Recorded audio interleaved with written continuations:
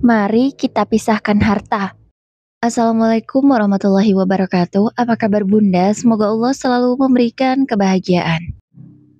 Suara detak jam dinding terdengar sangat jelas di ruang tamu rumah besar itu.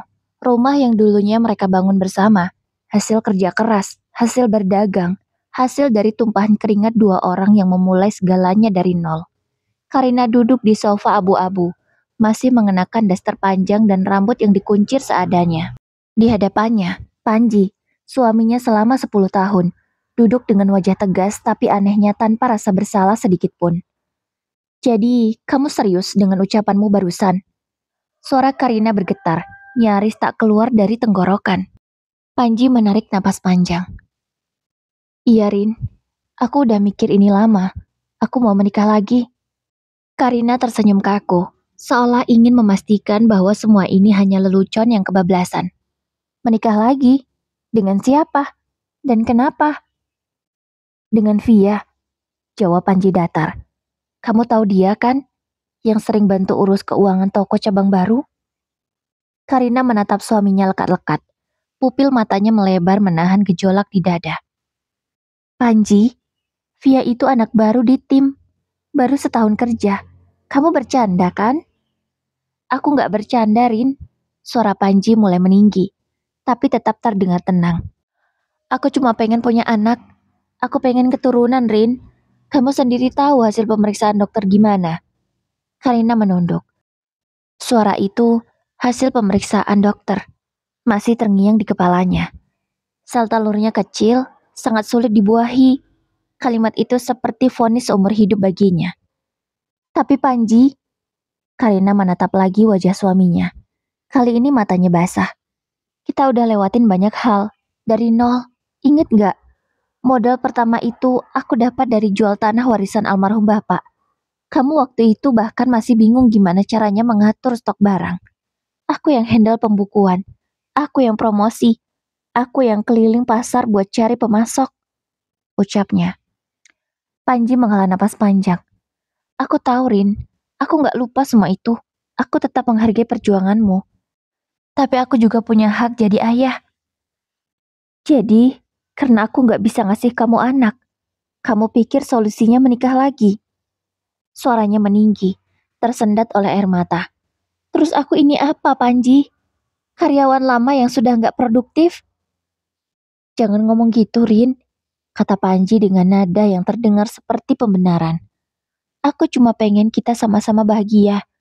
Aku tetap akan tanggung jawab sama kamu. Aku gak ninggalin. Aku cuma mau menambah. Karina tertawa kecil. Tawa getir yang membuat udara malam terasa lebih dingin. Menambah? Kamu pikir pernikahan itu kayak nambah cabang toko? Panji diam. Ia tahu setiap kata Karina menohok, tapi egonya terlalu tinggi untuk mundur. Via itu masih muda, lanjutnya pelan. Dokter bilang peluang punya anak masih besar. Aku cuma mau coba, Rin. Karina menatap kosong, hatinya remuk. Seluruh perjuangan yang dulu mereka rajut dengan cinta kini terasa seperti kain lusuh yang siap dibuang. Kalau begitu, suaranya lirih tapi tegas. Mari kita pisahkan harta, Panji. Panji menatapnya heran. Apa maksudmu? Karina berdiri, menyeka air matanya. Aku gak akan jadi istri yang kamu bagi. Aku gak akan rebutan kasih sayang. Dan aku gak mau hidup dari uang yang nanti kamu bagi dua. Semua usaha ini kita bangun bersama. Tapi kalau kamu mau menikah lagi, aku gak akan larang. Hanya saja, kita pisahkan harta sekarang juga. Aku gak mau setetes pun dari hasil kerja kerasku jatuh ke tangan perempuan lain. Suasana hening. Jam dinding berdetak lagi. Pelan tapi menyakitkan. Panji terdiam. Wajahnya tegang. Karina menatapnya dengan mata yang penuh luka, namun juga kekuatan baru. Malam itu, untuk pertama kalinya dalam hidup mereka, Karina menyadari cinta bukan lagi alasan yang cukup untuk bertahan. Pagi itu, suasana rumah terasa seperti ladang perang yang baru saja sepi. Karina tidak berkata sepatah kata pun sejak malam sebelumnya. Ia sibuk di dapur, membuat sarapan seperti biasanya, meski hatinya terasa mati. Panji datang dengan kemeja putih rapi, seolah semalam tak pernah terjadi apa-apa. Rin, panggil Panji pelan. Mencoba membuka percakapan. Karina menoleh sebentar tanpa ekspresi. Sarapan udah di meja? Ucapnya datar. Aku mau kita ngomong baik-baik, kata Panji lagi, duduk di kursi makan. Aku gak mau hubungan kita hancur cuma karena hal ini. Karina tersenyum tipis, wajahnya datar. Hal ini? Kamu menyebut rencana menikah lagi itu cuma hal ini, Panji? Panji menunduk. Aku cuma pengen kamu ngerti. Aku bukan ninggalin kamu. Aku cuma pengen keluarga kita sempurna. Aku pengen jadi ayah. Dan kamu pikir aku gak pengen jadi ibu? Potong Karina dengan suara bergetar. Aku udah bolak-balik ke dokter, ngikutin semua terapi, minum obat, pantang makanan. Semua demi apa? Demi kamu, Panji. Tapi yang kamu kasih malah vonis baru. Aku gak cukup baik untuk jadi satu-satunya istrimu. Panji menghela napas panjang, lalu bangkit. Aku ke toko dulu, nanti malam kita bicarakan lagi. Namun Karina tak menjawab. Ia hanya menatap kosong ke arah piring kosongnya. Sore harinya, di toko pusat, baju serba 35. Panji duduk di ruang belakang bersama ibunya, Bu Harti dan adik perempuannya Mira. Mereka tampak serius. Jadi Karina masih ngotot? Tanya Bu Harti. Suaranya penuh nada jengkel. Kamu tuh terlalu nurut sama dia, Ji. Padahal dari dulu ibu udah bilang, perempuan itu terlalu dominan. Usaha ini pun kamu biarkan atas nama berdua. Iya mas, saut Mira menimpali. Kamu harusnya lebih tegas. Kamu kan laki-laki, kepala keluarga. Kalau dia nggak bisa kasih keturunan, ya wajar kalau mas cari istri lain. Dia juga sopan, lembut, cocok banget buat kamu. Panji hanya mengusap wajahnya lelah. Aku nggak mau rumah tangga ini makin ribut, Mir. Tapi Karina malah minta pisah harta. Kalau sampai itu kejadian, separuh aset bisa lepas, semua cabang bisa kacau. Bu Harti mendengus. Sudah, Ji. Kamu jangan takut. Ibu tahu pengacara yang bisa bantu urus pembagian harta, supaya kamu gak dirugikan. Lagian, kamu kan ikut kerja dari awal. Gak semua dari uang dia. Tapi modal pertama itu memang dari Karina, Bu. Kata Panji lirih. Bu Harti menatap tajam. Dan tanpa kamu, uang itu gak jadi apa-apa. Jangan kebanyakan mikir. Laki-laki kalau lembek kayak gini, bisa diinjak terus. Mira ikut menimpali. Biar aku aja yang ngomong sama Karina, Mas. Dia harus tahu posisi. Panji hanya diam. Di dalam hati, ia mulai terombang-ambing antara perasaan bersalah dan harga diri yang tersinggung. Malamnya, Panji pulang dengan wajah tegang. Karina sedang memeriksa laporan penjualan di meja kerjanya. Berkas-berkas cabang tersusun rapi. Bukti bahwa dialah otak di balik keberhasilan bisnis mereka. Rin, kita bisa pikirin ulang soal pisah harta itu. Ucap Panji hati-hati. Gak usah buru-buru, semua bisa dibicarain baik-baik. Aku juga gak mau usaha ini berantakan. Karina tak menatapnya. Kamu takut usaha berantakan, bukan takut kehilangan aku. Rin, Panji menghela napas berat. Aku cuma pengen semuanya tetap berjalan lancar. Aku masih sayang sama kamu. Sayang? Karina menatapnya kini, dengan mata yang tajam dan penuh luka. Sayang gak seperti itu, Panji. Kamu tahu apa yang paling menyakitkan dari semua ini? Bukan karena kamu mau nikah lagi, tapi karena kamu menormalisasi pengkhianatan dengan alasan ingin punya anak. Panji terdiam. Karina menutup map laporan lalu berdiri. Kalau kamu mau nikah sama Via silahkan. Tapi mulai hari ini, semua akun bisnis kita aku bekukan dulu sampai ada pembagian resmi. Aku sudah hubungi notaris. Kita hitung semua modal dan aset sesuai kontribusi masing-masing. Karina, Panji meninggi. Kamu gak bisa sepihak begini. Itu bisa ganggu operasional toko. Karina menatapnya dingin. Aku bisa, Panji. Dan aku akan lakukan. Aku gak mau uang hasil kerja keras kita jatuh ke tangan perempuan lain yang belum pernah tahu rasanya jualan di bawah terik matahari sambil ngitung sisa modal pas-pasan. Wajah Panji memerah. Ia meninju meja, membuat gelas air bergetar. Ini semua gara-gara keras kepalamu, Rin. Kamu gak pernah mau mengalah. Karina menatapnya lurus. Suaranya tenang tapi menusuk. Tidak, Panji. Aku cuma sudah berhenti membiarkan diriku diperlakukan seolah tidak berarti. Hening kembali memenuhi ruangan. Panji pergi meninggalkan rumah dengan langkah kasar. Sementara Karina berdiri mematung di depan pintu, air matanya jatuh tanpa suara. Di luar sana, kabar mulai berhembus. Keluarga Panji yang dulu selalu tersenyum padanya kini mulai memandangnya sinis. Dan di balik layar, Via mulai semakin dekat dengan Panji. Dibungkus dalih membantu urusan bisnis. Karina tahu badai baru saja dimulai. Sudah seminggu berlalu sejak malam penuh pertengkaran itu. Rumah yang dulu hangat kini berubah menjadi tempat asing.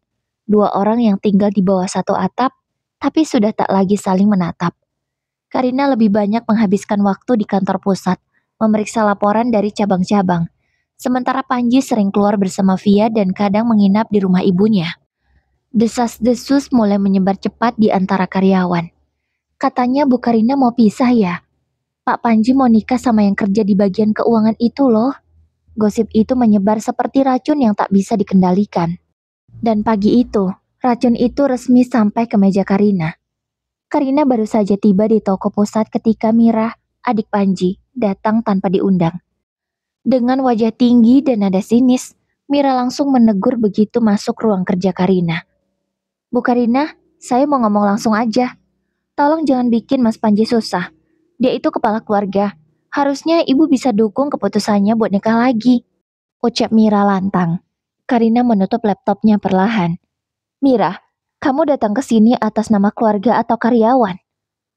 Sebagai keluarga dong, jawab Mira cepat. Saya adik ipar kamu, jadi saya punya hak juga ngasih pendapat, jawabnya. Kalau begitu, Karina tersenyum datar.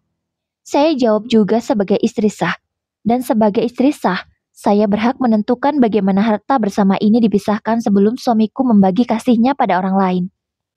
Nada Mira meninggi. Ibu tuh egois. Mas Panji cuma pengen punya anak. Via itu perempuan baik. Bisa bantu bisnis juga. Mas Panji berhak bahagia. Karina berdiri, menatap adik iparnya tajam.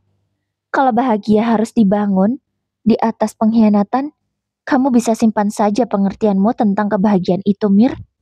Mira tercekat, tapi sebelum sempat membalas, Karina menambahkan. Dan mulai hari ini, aku minta kamu gak ikut campur urusan perusahaan. Kamu karyawan, bukan komisaris. Kalau mau pakai nama keluarga, silakan urus rumah, bukan toko. Wajah Mira memerah menahan malu dan amarah. Kamu bakal nyesel, Karina. Keluarga kami gak akan diam. Karina hanya tersenyum pahit. Aku udah lama nyesel, Mir. Sejak aku tahu siapa sebenarnya keluargamu. Sore hari, Panji datang ke toko setelah mendapat kabar dari Mira. Wajahnya memerah, nadanya meledak-ledak. Kenapa kamu bentak adikku di depan karyawan, Rin? Karina masih tenang. Aku gak bentak. Aku cuma ngasih batas. Dia datang seenaknya ke ruanganku dan ngomong kasar. Aku masih punya harga diri, Panji. Kamu tahu gak, gara-gara kamu, Mama jadi sakit hati. Dia bilang kamu itu perempuan gak tahu diuntung. Semua orang di rumah ngomongin kamu. Bagus, saut Karina dingin. Berarti aku gak perlu lagi pura-pura sopan sama mereka. Karina, Panji menempuk meja keras. Kamu berubah. Kamu bukan istri yang dulu lagi. Karina menatapnya lama. Iya, Panji. Aku memang bukan Karina yang dulu. Karina yang dulu terlalu percaya, terlalu berjuang, terlalu sabar sama laki-laki yang lupa cara berterima kasih. Panji terdiam sejenak, tapi egonya tak membiarkan dirinya kalah. Kamu pikir kamu bisa jalani bisnis ini tanpa aku? Tanyanya tajam. Jangan mimpirin, semua cabang tahu aku pemiliknya juga. Karyawan lebih loyal ke aku. Kalau aku mau, aku bisa pindahin semua aset atas nama aku dan Via. Karina tidak bergeming. Ia menatap suaminya dengan pandangan yang begitu dingin, begitu tajam. Silahkan, Panji. Tapi aku udah siapin semuanya. Notaris, pengacara, semua sudah tahu asal modal pertama. Ada bukti transfer dari penjualan tanah warisan. Ada laporan keuangan tahun pertama yang semua atas nama aku. Wajah Panji menegang. Kamu udah nyiapin ini dari kapan? Karina menghela napas. Dari malam kamu bilang mau menikah lagi. Panji memukul meja lagi. Kali ini lebih keras. Tapi Karina tak gentar. Kamu pikir aku bakal diam waktu kamu bawa perempuan lain masuk ke bisnis yang kita bangun dari darah dan keringatku? Salah besar, Panji. Aku bukan istri yang bisa kamu gantikan kayak baju diskon. Pintu ruang itu terbuka pelan. Ternyata Bu Harti berdiri di ambang pintu, mendengar sebagian percakapan mereka. Cukup, Karina, katanya tajam. Jangan lupa, kamu masih istri anak saya. Jangan sok kuat. Nanti kamu nyesel. Dunia ini gak berpihak sama perempuan yang melawan suaminya. Karina menatap mertuanya, lalu menunduk sebentar. Tapi dunia juga gak berpihak pada perempuan yang membiarkan dirinya diinjak, Bu. Bu Harti terdiam, tak menyangka Karina berani bicara setegas itu. Hal ini membuat Bu Harti tak berkutik. Dia menarik tangan Panji untuk pergi dari hadapan Karina. Malamnya, Karina duduk sendirian di teras rumah. Angin malam menerpa wajahnya, membawa kenangan masa lalu, saat ia dan Panji masih tertawa sambil mengemas baju jualan. Berdua di ruang sempit kontrakan pertama mereka. Air matanya menetes. Ia masih mencintai Panji, tapi cinta itu sudah berubah bentuk menjadi luka, menjadi tekad, menjadi perlawanan. Karina berbisik pada dirinya sendiri. Pelan namun pasti. Kalau dia pikir aku akan kalah, dia salah besar. Aku akan buktikan perempuan yang kehilangan anak dan cinta masih bisa berdiri dengan harga diri. Dan di kejauhan, Panji sedang duduk bersama Via di sebuah kafe, menatap layar ponselnya. Sebuah pesan dari pengacaranya masuk. Permohonan pemisahan harta dari pihak Ibu Karina sudah diterima pengadilan. Panji menatap layar itu lama. Untuk pertama kalinya, ia mulai merasa takut. Pagi itu, pengadilan agama tampak ramai. Sinar matahari menembus kaca jendela besar, menyinari wajah Karina yang duduk tenang dengan jilbab hitam dan map coklat di tangannya. Di dalam map itu tersimpan bukti perjuangan hidupnya, foto toko pertama, bukti penjualan tanah warisan, dan laporan keuangan tahun pertama usaha. Sementara di seberang, Panji duduk dengan wajah tegang, ditemani Via dan seorang pengacara yang disewa keluarganya. Bu Harti duduk di barisan belakang. Sesekali melirik tajam ke arah Karina. Sidang itu hanya tahap awal, verifikasi permohonan pemisahan harta bersama. Namun suasana di dalam ruangan lebih terasa seperti perang dingin. Hakim memulai dengan nada netral. Ibu Karina, Anda mengajukan pemisahan harta dengan alasan apa? Karina menatap lurus ke depan. Suaranya tegas tanpa gentar sedikit pun. Karena suami saya, Panji, berniat menikah lagi dengan perempuan lain.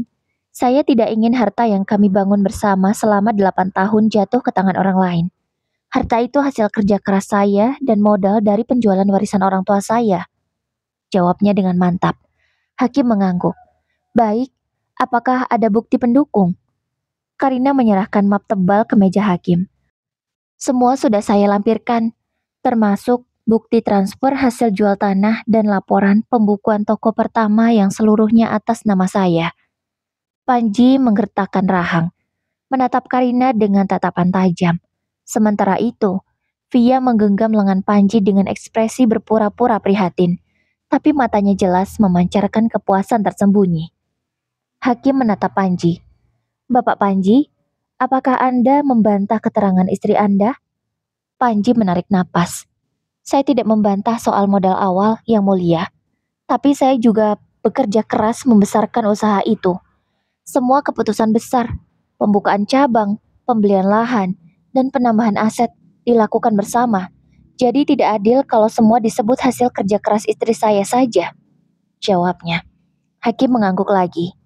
Baik, nanti akan kami kaji dari data yang masuk. Sidang pun ditunda untuk pemeriksaan dokumen tambahan. Namun saat mereka keluar dari ruang sidang, ketegangan yang tertahan akhirnya meledak di koridor. Bagus banget, Rin. Suara Panji terdengar sarkastik. Kamu benar-benar berani lawan aku di pengadilan. Karina menatapnya dingin. Aku gak melawan kamu, Panji. Aku cuma mempertahankan hakku. Via ikut menimpali dengan nada lembut tapi menusuk. Bu Karina, kalaupun nanti saya menikah dengan Pak Panji, saya gak akan ganggu apapun kok. Saya cuma mau bantu dia urus toko-toko itu supaya lebih maju. Karina menatap Via lama, lalu tersenyum tipis. Kamu tahu Via, dulu aku juga pernah ngomong begitu ke Panji. Aku cuma mau bantu, tapi akhirnya aku bantu sampai nggak punya apa-apa selain luka. Via tersentak, kehilangan kata. Panji langsung menarik tangan Via menjauh. Udah Vi, gak usah dengerin, dia cuma iri. Iri?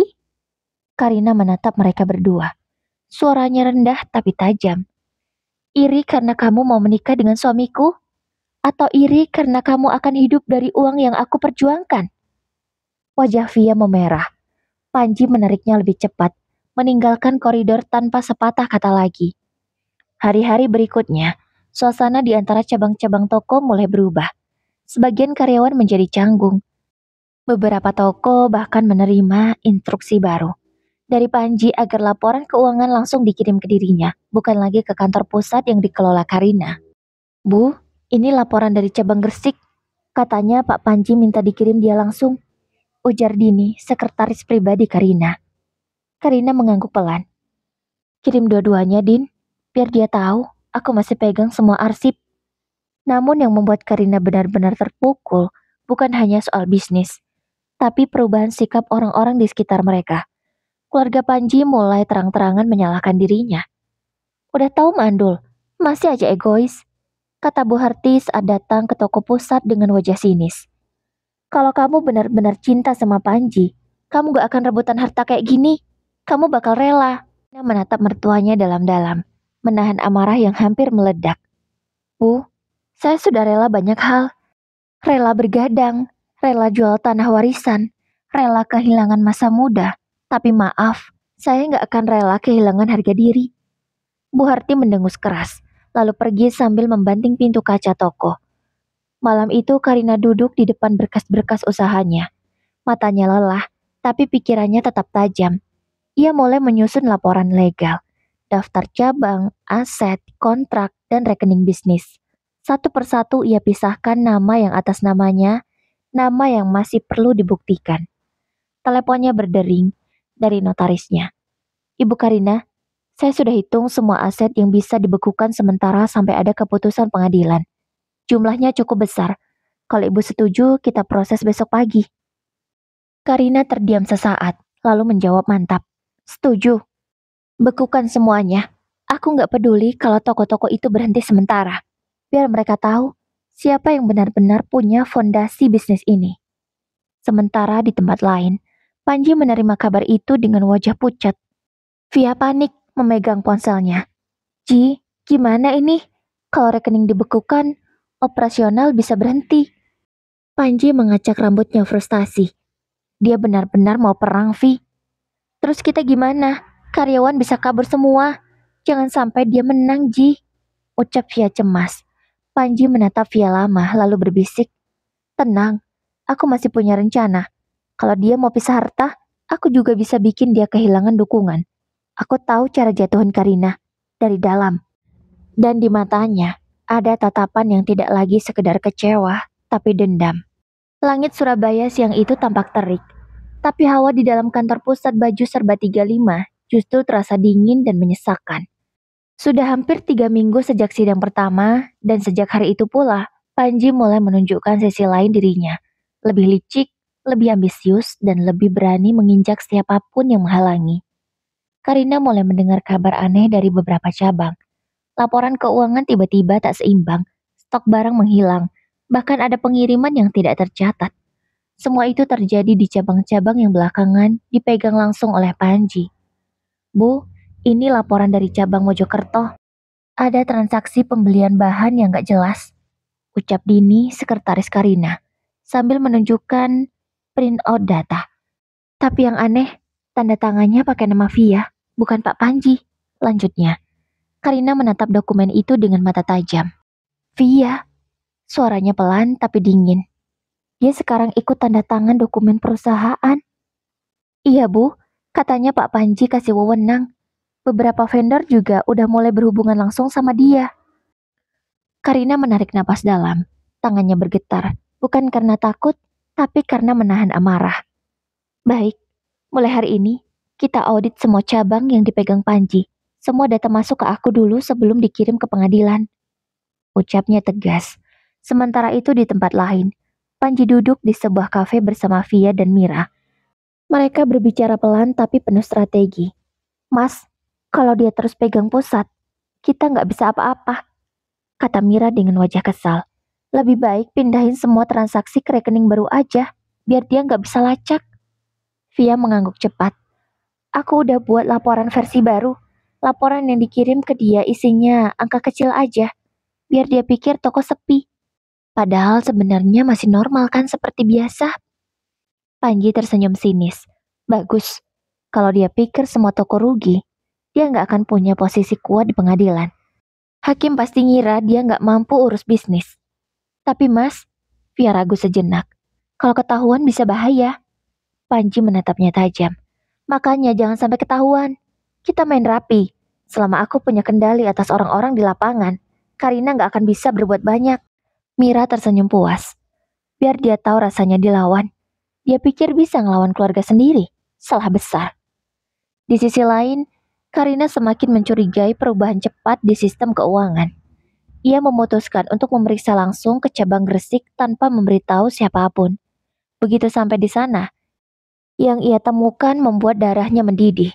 Di ruang kasir, papan besar bertuliskan, manajemen baru, di bawah pengawasan langsung Bapak Panji dan Ibu Via. Beberapa karyawan yang dulu loyal padanya menunduk, tak berani bicara. Bu Karina, maaf ya Bu, ujar salah satu kasir pelan. Kami cuma nurut perintah. Katanya ibu sudah nggak urus cabang ini lagi. Karina menatap papan itu lama. Mereka bilang begitu ya? Dari Pak Panji sendiri, Bu. Katanya Bapak yang urus legalitas baru. Jawab karyawan itu. Tanpa banyak bicara, Karina mengambil foto papan itu dengan ponselnya. Baik, katanya dingin. Kalau begitu, semua yang terjadi di sini jadi bukti tambahan di pengadilan. Malam itu, Panji menerima telepon dari seseorang. Begitu suara di seberang berbicara, wajahnya langsung tegang. Pak Panji, kata suara pengacara di ujung sana. Pihak notaris sudah dapat laporan tambahan dari Bu Karina. Katanya Bapak dan Via melakukan pengalihan aset tanpa persetujuan bersama. Itu bisa masuk pelanggaran hukum, Pak. Panji langsung berdiri dari kursinya. Apa? Dari mana dia tahu? Tanyanya panik. Dia punya foto, bukti, dan laporan audit yang dikirim langsung ke hakim. Kalau dia bisa buktikan, semua aset bisa dibekukan permanen. Bahkan bisa disita. Jawab pengacara Panji. Panji memukul meja. Via yang duduk di sampingnya langsung memegang tangan Panji panik. Ji, kita harus gimana? Jangan sampai semua toko kena blokir. Panji menarik napas berat. Tenang Vi, aku masih punya cara lain. Kalau hukum gak bisa aku taklukkan, aku akan jatuhkan dia lewat opini. Orang-orang harus percaya kalau Karina itu rakus dan pengkhianat. Mas, mau apa? Tanya Via cemas. Panji tersenyum dingin. Kita mulai di media sosial. Biar orang tahu versi kita. Bahwa Karina mau rebut semua harta. Padahal dia yang gak bisa ngasih keturunan. Dunia harus tahu siapa yang sebenarnya egois.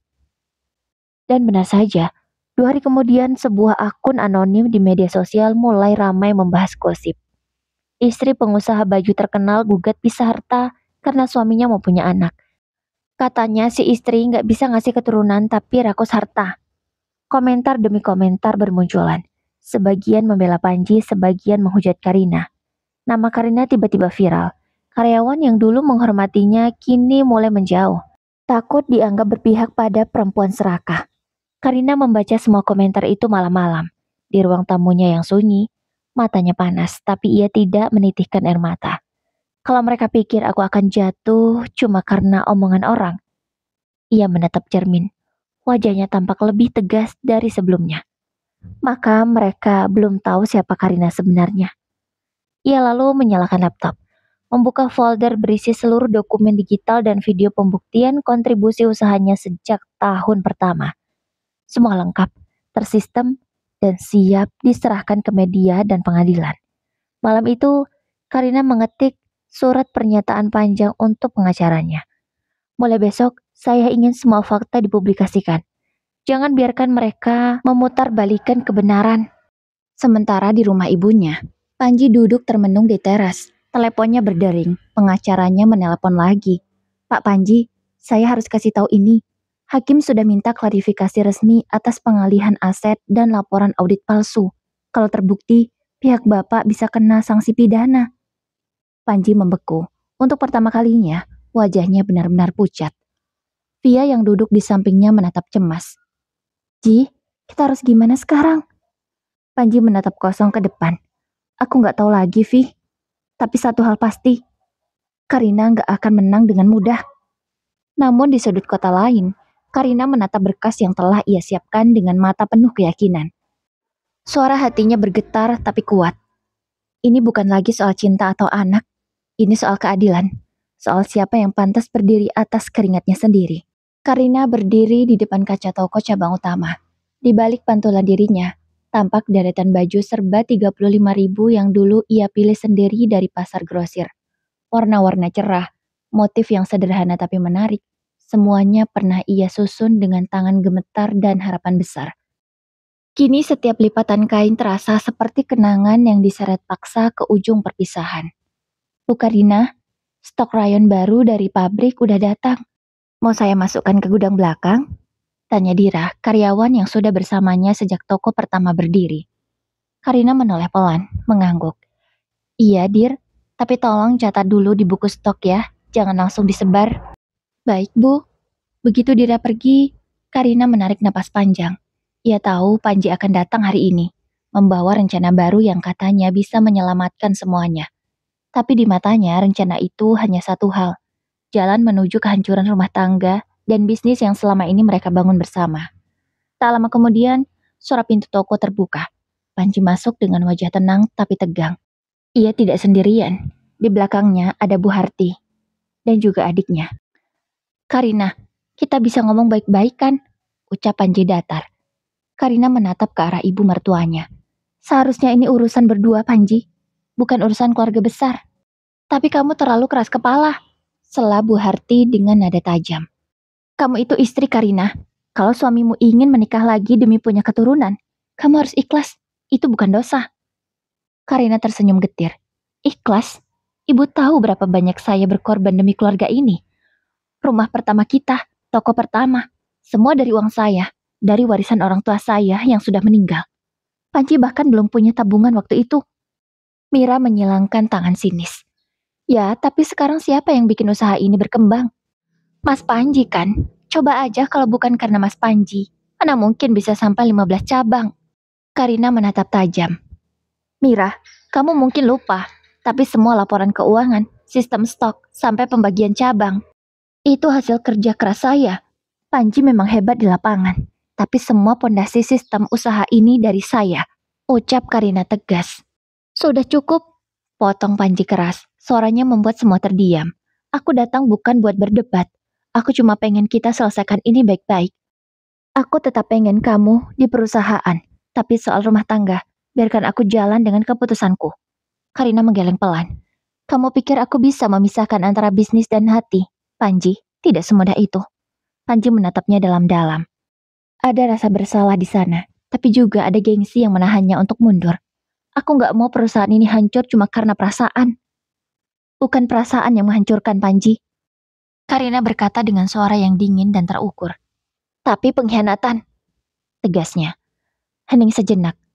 Bu Harti menarik napas kesal lalu berkata, kalau begitu, pisahkan saja semuanya sekalian. Rumah, toko, mobil. Biar jelas mana hak siapa. Jangan ribut terus. Via juga udah siap bantu Panji di cabang utama. Lagi-lagi nama itu disebut, membuat dada Karina serasa diremas.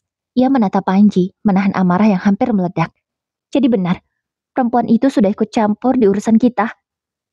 Dia cuma bantu kerjaan, jawab Panji cepat, tapi matanya menghindar. Karina tersenyum getir. Kerjaan atau hati? Panji tak menjawab. Mira melirik ibunya dan berbisik pelan, tapi cukup terdengar. Kak Via lebih sopan dan lembut dari Karina. Pantas aja Mas Panji jatuh hati. Karina memejamkan mata sejenak, menahan air mata yang hampir jatuh. Tapi begitu ia buka mata, nada suaranya berubah, tegas, dingin dan mantap. Baik, kalau begitu, mulai besok aku akan minta notaris buat bantu pembagian aset. Semua toko yang tercatat atas nama perusahaan kita akan diaudit. modal awal, kontribusi, dan laporan keuangan akan saya buka semuanya. Aku nggak akan rebutan, tapi aku juga nggak akan biarkan 1 rupiah pun dari keringatku jatuh ke tangan perempuan lain. Bu Harti berdiri, wajahnya memerah. Kamu keterlaluan, Karina. Tidak, Bu, jawab Karina tenang. Yang keterlaluan itu adalah orang-orang yang mengira bisa membeli kesetiaan dengan alasan keturunan. Panji hanya bisa terdiam. Untuk pertama kalinya ia menyadari keputusan yang ia anggap sederhana ternyata sedang menghancurkan segalanya. Waktu pun terus berlalu. Pembagian harta itu akhirnya selesai. Modal awal yang dikeluarkan oleh Karina wajib dikembalikan olehnya seutuhnya. Dan karena Panji sudah melakukan pemalsuan data, dia terkena sanksi pidana, harus mendekam di penjara selama 1 tahun. Hal ini membuat Karina menang banyak. Yang seharusnya pembagian harta 50-50, kini menjadi 70-30. Karina tersenyum puas. Akhirnya dia bisa memperjuangkan apa yang memang seharusnya menjadi miliknya. Andai Panji tidak neko-neko, pasti semua akan baik-baik saja. Usaha yang mereka bangun dengan jerih payah pasti akan tetap baik-baik saja. Karina juga kemarin tetap memberikan uang bulanan untuk adik ipar dan juga mertuanya. Tapi setelah semua urusan ini selesai, maka dia akan menstop semua itu. Biar keduanya tahu, apakah Via yang mereka agung-agungkan itu bisa bersikap seperti dirinya. Ya selama ini, semua kebutuhan mertua dan adik iparnya, Karina yang menanggung. Siang ini, Karina bekerja seperti biasa. Hidupnya lebih tenang, meskipun dia harus memenjarakan suaminya sendiri. Dengan terpaksa dia mengambil langkah itu, agar memberi pelajaran yang sangat berharga pada suaminya itu. Karina juga sudah mengajukan gugatan cerai ke pengadilan, namun masih dalam proses. Ia sengaja bercerai setelah semuanya selesai, agar urusannya lebih mudah. Karina yang sedang tenang bekerja tiba-tiba didatangi oleh ibu mertua. Karina, kenapa kamu tidak mengirim uang lagi? Kami sedang butuh. Tanya Bu Harti dengan nada ketus. Kenapa aku harus kasih lagi? Kan, kamu sudah punya menantu kesayangan baru, walau belum sah sih. Minta saja pada perempuan yang kamu banggakan selama ini. Aku kan gak lebih baik daripada dia. Menurut kalian kan dia yang terbaik. Minta saja padanya. Mulai detik ini, aku tidak akan memberi uang bulanan lagi pada kalian. Jawab Karina tegas. Membuat Bu Harti hanya bisa terdiam. Sementara itu, Via. Dia kini merasa bingung karena harus mengurus usaha yang menjadi bagian dari Panji sendirian. Sebab sang calon suami masih di dalam penjara. Bu Harti dan Mira yang kecewa memilih mendatangi Via. Via, berbuatlah sesuatu. Kamu harus mengeluarkan Panji dari dalam penjara. Ucap Bu Harti. Aku bisa, Bu. Tapi, semua toko ini harus dijual untuk mengeluarkan Mas Panji dari dalam penjara. Jawabnya. Aduh, kalau ini dijual, kita hidupnya pakai apa dong? Penghasilan Panji ya cuma dari sini. Bu Harti kebingungan.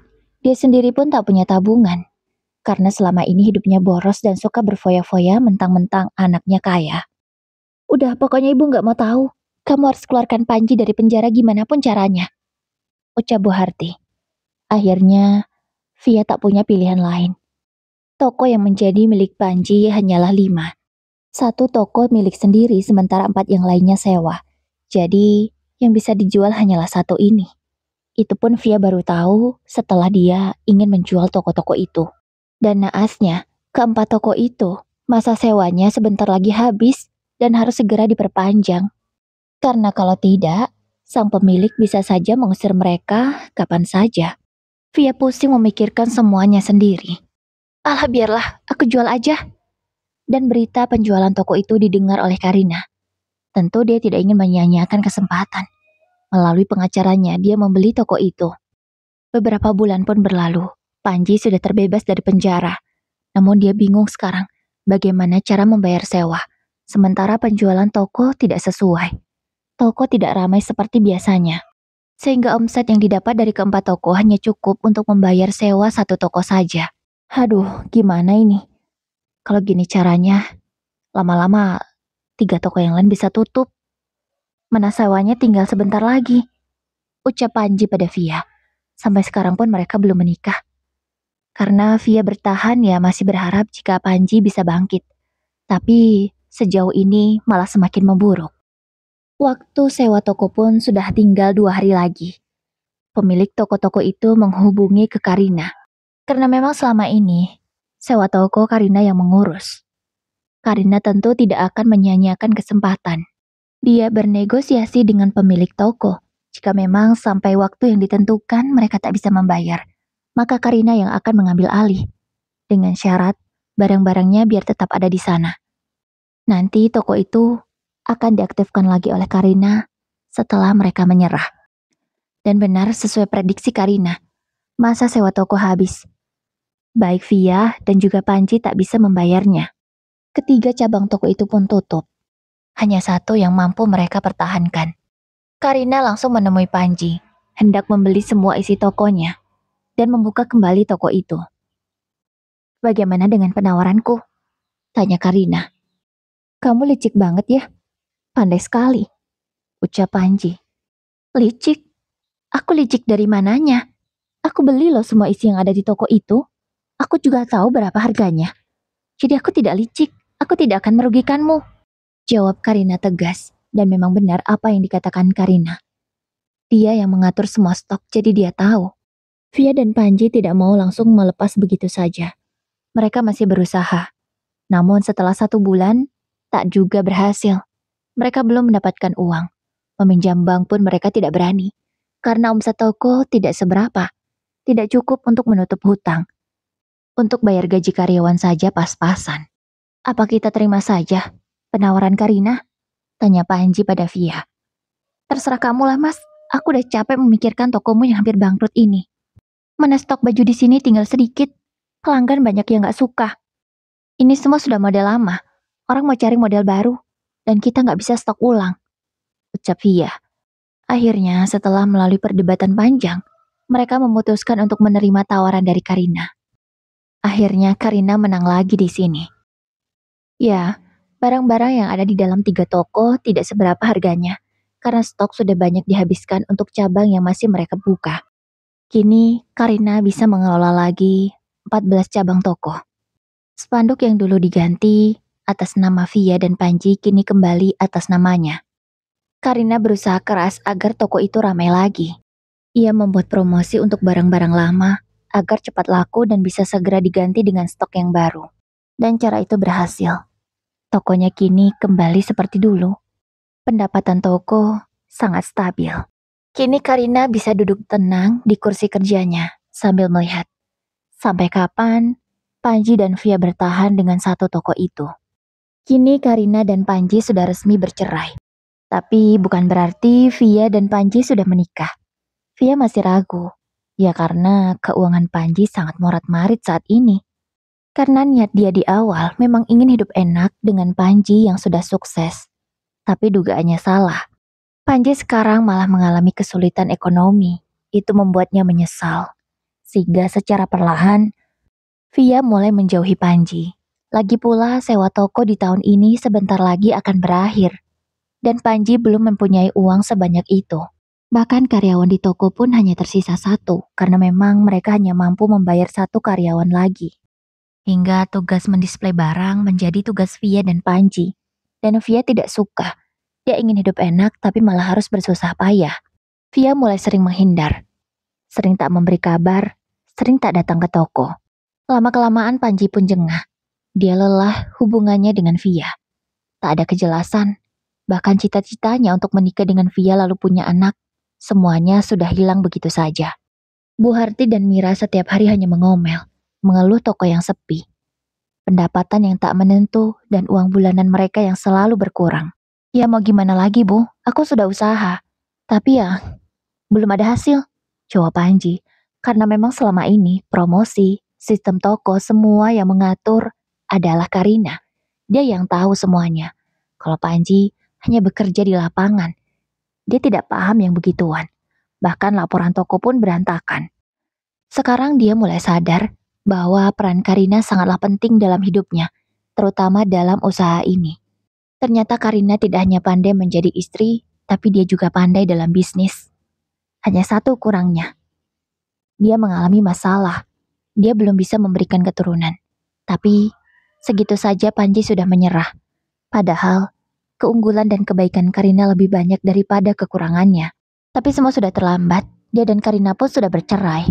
Kini Panji hanya tinggal menunggu masa sewa tokonya habis. Dan jika ada uang, baru lanjut. Kalau tidak ada, ya mungkin dia akan menutup total tokonya. Panji, gimana ini? Sewa tokomu tinggal 2 hari lagi. Kamu udah ada uangnya kan? Tanya Bu Harti marah-marah. Panji menggeleng dengan lemas. Terus gimana? Apa toko ini akan tutup juga? Tanya Bu Harti lagi. Kayaknya Bu. Gimana? Barang di toko ini gak ada yang baru, semua stok lama. Penjual gak ada yang mau lah. Udah setahun gak ada stok baru. Gimana orang mau belanja, Bu? Yang beli di sini ya orang-orang tertentu saja. Mana tampilan toko ini sekarang jadi gak menarik. Orang-orang pun segan mampir. Aku heran. Perasaan toko milik Karina gak jauh beda penampilannya. Tapi di sana selalu ramai. Aku benar-benar gak tahu, Bu. Cara menata toko agar menarik perhatian. Aku benar-benar gak tahu selama ini. Semua Karina yang mengurus. Ucapnya. Kamu ini ya, benar-benar gak bisa diandalkan. Benar kata Karina. Memang perannya itu paling besar. Kamu cuma bisa di lapangan. Dasar. Bu Harti merasa kecewa karena ternyata anak lelakinya ini tak bisa apa-apa. Dan akhirnya masa sewa toko habis. Kali ini dia langsung mendatangi Karina untuk meminta bantuan. Karina tentu dengan senang akan membantunya, tapi bukan untuk membantu Panji melainkan untuk dirinya sendiri. Aku tolong diizinkan bekerja di toko itu ya, ucapnya. Boleh, tapi dengan perjanjian. Kamu jangan berniat untuk mengambil apapun. Khusus Panji, Karina membuat surat perjanjian yang jelas, hitam di atas putih, agar tidak terjadi sesuatu di kedepannya. Panji pun harus patuh dengan perjanjian itu. Kalau tidak, Karina akan bisa memecatnya kapan saja. Ya, pada akhirnya, Panji hanya bisa menjadi karyawan di tokonya sendiri. Oh, maksudnya mantan tokonya, karena toko itu sekarang milik Karina. Dia pun hanya mendapatkan gaji seperti karyawan yang lain, tidak dispesialkan. Ya karena memang Panji bukan siapa-siapa lagi untuk Karina. Karyawan yang baru pun bertanya-tanya. Mereka tahu dari cerita karyawan lama kalau Pak Panji adalah mantan suami Bu Karina. Kenapa bisa jadi seperti ini? Tentu hal itu menjadi perbincangan hangat. Gosip pun terus menyebar. Panji hanya bisa menahan malu, tapi tak ada pilihan lain. Andai dia bisa kerja di tempat lain, mungkin dia akan memilih bekerja di tempat lain. Tapi untuk saat ini, Panji tak punya pilihan. Dia harus bekerja di situ untuk menyambung hidup, untuk memberi makan ibu dan adiknya. Oke Bunda, demikian kisahnya. Semoga bisa diambil pelajaran ya. Wassalamualaikum warahmatullahi wabarakatuh.